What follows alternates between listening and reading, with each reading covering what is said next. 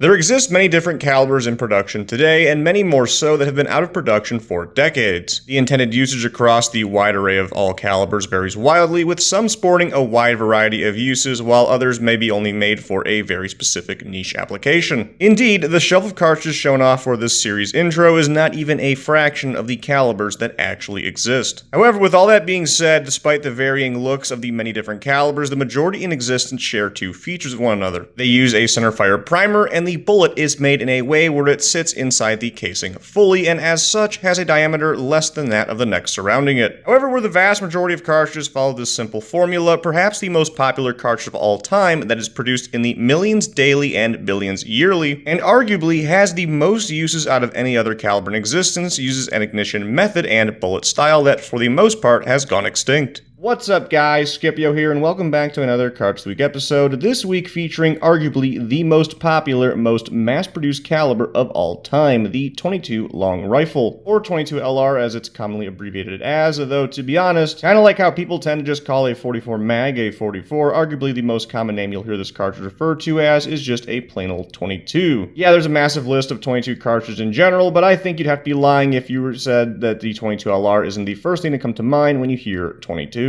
So anyways, before we get into the incredibly fascinating history of this cartridge and then later the incredibly wide variety of uses it sees, we will first do what we always do and take a look at the headstamp, which much like nearly all rimfire headstamps regardless of caliber, there's only one marking, and that's the very fancy W of the Western Cartridge Company. Now note, these were probably originally in a Winchester box of some sort, as this particular example doesn't actually appear that old. If you don't know, Winchester and Western merged quite a while ago, and as such it isn't uncommon to see a box of Winchester brand ammo featuring Western symbols. This is of course just a guess, as likely I just picked this one off the ground.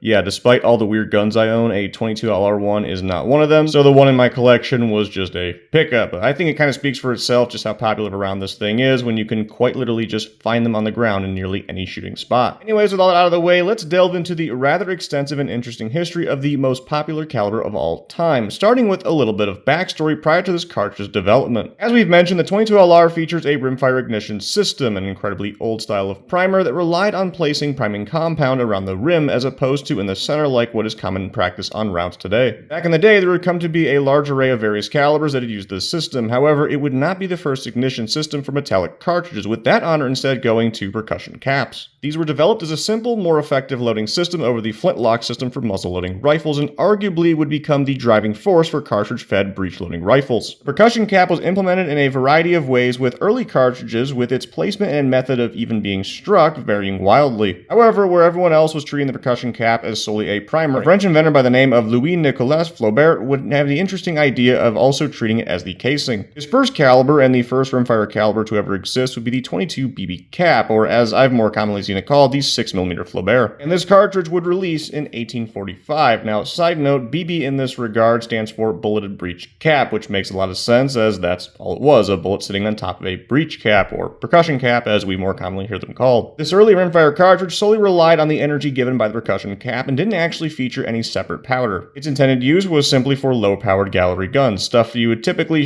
shoot indoors at like special gallery ranges. I think maybe you ever had an airsoft gun and one of those self-contained targets that would catch the plastic BBs. Essentially, applications that you would use that in would be pretty much what you're using a 6mm Flaubert chambered gun in. So just kind of like an indoor parlor gun. And while the rimfire ignition system would prove to be revolutionary later on, for quite a few years it would stick to being used in these gallery guns until when in 1857 the .22 short, called at the time the .22 rimfire, would be introduced and chambered in Smith & Wesson's first model revolver. This early cartridge featured around 4 grains of black powder and sported a 29 grain bullet. Though it sports an incredibly tiny size, this new rimfire caliber that now featured a separate propellant other than just the percussion cap would be marketed for self-defense, being the first rimfire cartridge to see this kind of use. The cartridge proved itself to be decently popular and would lead towards a trend of steadily increasing the power of the .22 series of rimfire cartridges. The next iteration in the family would be the .22 long, which much like the .22 short would prove to be decently popular and be featured in a small variety of revolvers and rifles. In fact, this caliber actually also still exists, although it is a rather niche caliber. What's important about this chambering, however, is that it would give us the casing that would be used for the famous .22 LR. It is here where we now bring up the inventor of the .22 LR, a man by the name of Adolf Otto Niedner. Niedner was an avid shooter and wildcatter, among many other things gun-related, and was taking an issue with accuracy presented in .22 .22 long ammunition, and after complaints, he was provided by Major Dooley with 10,000 prime .22 long casings and 25 pounds of powder. Through experimentation, he would arrive at what would be called the .22 long rifle, a cartridge that, despite using the casing of the .22 long, would feature a heavier bullet of around 40 grains. Needner would approach the J. Stevens Arms and Tool Company with the new cartridge, and they would introduce it to the market in 1887. Prior to introduction, however, they would make one important tweak with the rifling, and that tweak being shortening the twist rate from 1 in 25 to 1 in 16. This faster twist rate would prove to be better for this heavier projectile and lead to a major increase in accuracy with the new rifles. Now, for the first few years, the .22 LR would use black powder as its propellant. However, coming into the early 1890s, it, like many other cartridges at the time, would transition to smokeless powder, and aside from making the gun shoot a lot cleaner, these new smokeless powder loadings would greatly increase the performance of the cartridge. The sheer popularity of the .22 LR practically from the get-go cannot be understated. Given its versatility with numerous applications, there would be plenty of different guns designed for the caliber with plenty of different uses in mind, and when semi-automatics would begin coming to the market, ones in .22 caliber would come to be some of the first and most popular to come out. And the introduction of semi-automatic actions also allowed for the .22 LR to explode in popularity as a pocket pistol chambering, with there being a near uncountable number of pocket pistols specifically chambered for this caliber. And the .22 LR would of course not stick to being popular in the United States, with it spreading fairly quickly to other countries around the globe and becoming just as popular in those countries as it was here. Now, aside from its uses for hunting, competition shooting, self-defense, or just plain old plinking, the .22 LR would also be used in a wide variety of military trainer rifles.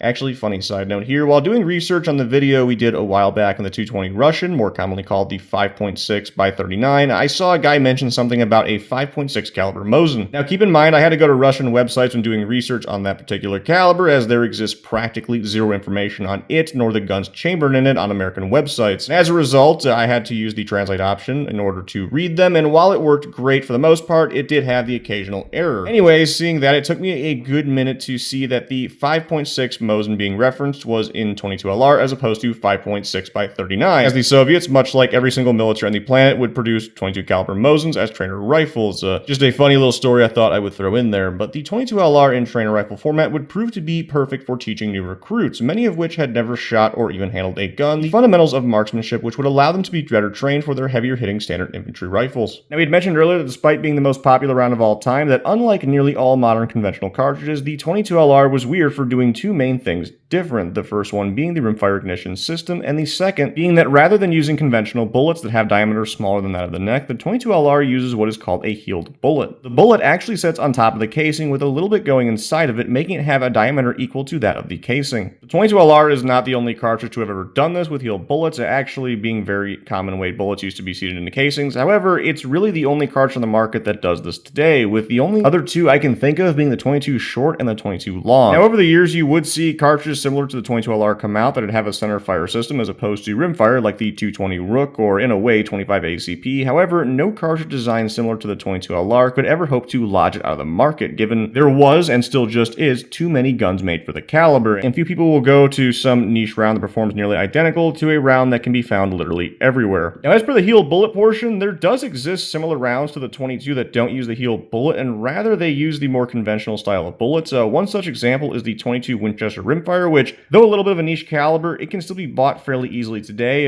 Now, interestingly, on September 18th of last year, 2024, Winchester actually released what they called the 21 Sharps, which is literally a .22 LR without the heeled bullet, and this was done for ease of loading cartridges with lead-free bullets. Now, something that Winchester claims is difficult to do en masse with .22 LR's old-style heeled bullet, showing that some will attempt to improve the .22 LR cartridge even to this day. Now, with all that history and such out of the way, what exactly are the specs on the .22 LR? The .22 LR features a .223 diameter heeled bullet that tends to be either an unjacketed lead bullet with lubrication of some kind or a copper-washed lead bullet. Its construction is rather odd when compared with other munitions, given the existence of what are called greased grooves, something that is more common on projectiles constructed of solid lead as a means of holding lubrication on the bullet. Something that is important on solid lead bullets as it prevents leading of the barrel. Now, there exists quite a wide variety of bullet weights for the caliber, with the most common ones being 30, 32, 40, and 60 grains, and of these common grain weights, the 40 grain bullets are the most common. Solid bullets, of course, aren't your only option, as there also exist snake shot loadings of the caliber. Now, much like bullet weights, velocities for the .22 LR are also a wide range, going from 1,000 all the way to 750 feet per second. Now, keep in mind, this is also very highly dependent on barrel length. And interestingly, there also exists an offering by CCI, so-called Quiet 22, which is so lightly powered that in longer barreled bolt action rifles, you don't even need to wear hearing protection. But anyways, I think that's going to do it for this week's week's Cards of the Week episode featuring the most popular caliber of all time, the .22 long rifle. I hope y'all enjoyed the video as much as I personally enjoyed making it, and I will see y'all next time.